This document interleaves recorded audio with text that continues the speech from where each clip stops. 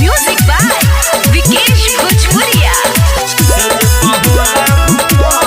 आप सुन रहे हैं अमित पटेल की आवाज में।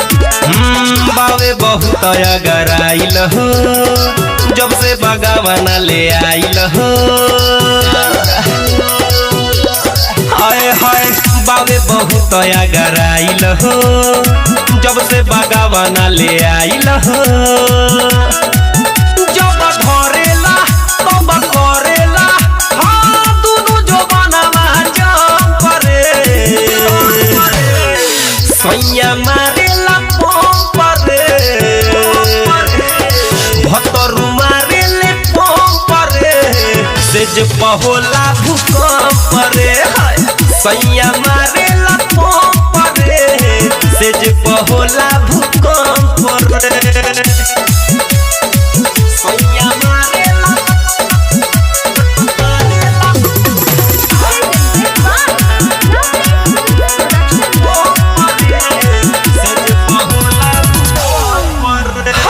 रोजे के बावे उठावना रे चोली में खोजे फुलावना रे।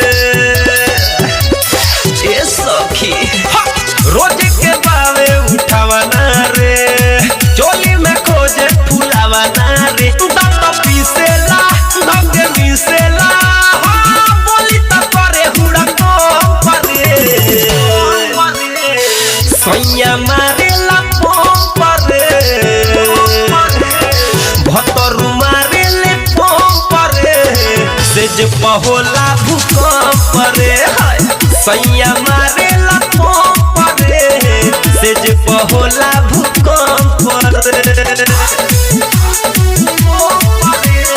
म्यूजिक बाय विकेश भोजपुरिया। आप सुन रहे हैं अमित पटेल की आवाज में। हाँ जाने लगाओ घर टोला रे चल चल आवाज जब होला रे। जाने लगाओ घर टोला रे चल चल आवाज जब होला रे। उठ चाटेला गाल कटेला हाँ रोज बुताई गेला फरे। सैया मारेला पंप रे पियावा मारेला पंप रे सेज पहोला भूकंप रे। सैया मारेला पंप रे सेज पहोला भूकंप रे। बावे बहुत अगराइल हो जब से बगावना ले आइल हो। जब धरेला तब करेला हाँ दुनु जवानवा जम करे। सैया मारेला पंप रे